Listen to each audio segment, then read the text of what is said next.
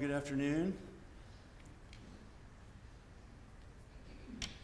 We are here today to remember Robert Sims and mourn with the family and with ourselves, his friends, over the loss of a son, a husband, father, and a pawpaw.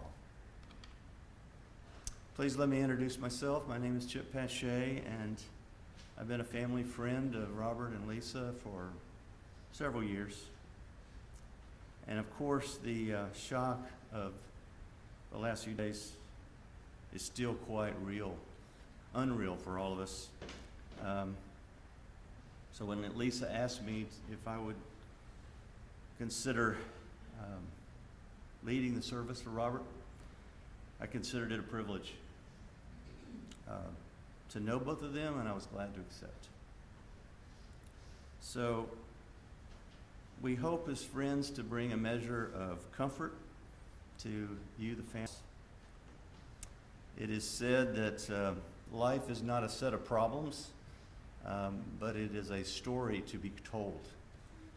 And if Robert was anything, he was a story to be told, wasn't he? Robert's story had many diverse chapters. My personal knowledge is really just the last chapter, the last 4 or 5 years, specifically the last 2 or 3 years. We had many conversations, some of them quite deep, and I learned to love him. So this last story was quite spiritual. It's quite Christian, and one that many of you may not know much about. So as we move forward, I'll give you little snippets into that little chapter, the Robert that I came to know.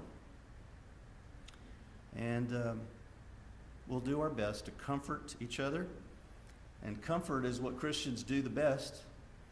We come by it very naturally because it's the very heart of God. As each one of us is made in God's image. Consider this passage from the New Testament book of 2 Corinthians.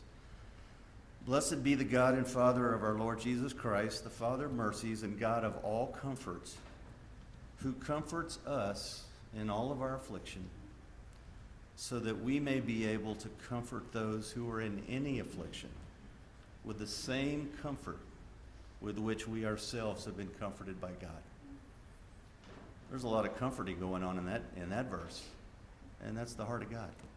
And that's why within each of us, even to our DNA ethic, this emotion, if you will, over loss. Because life is precious. It's sacred.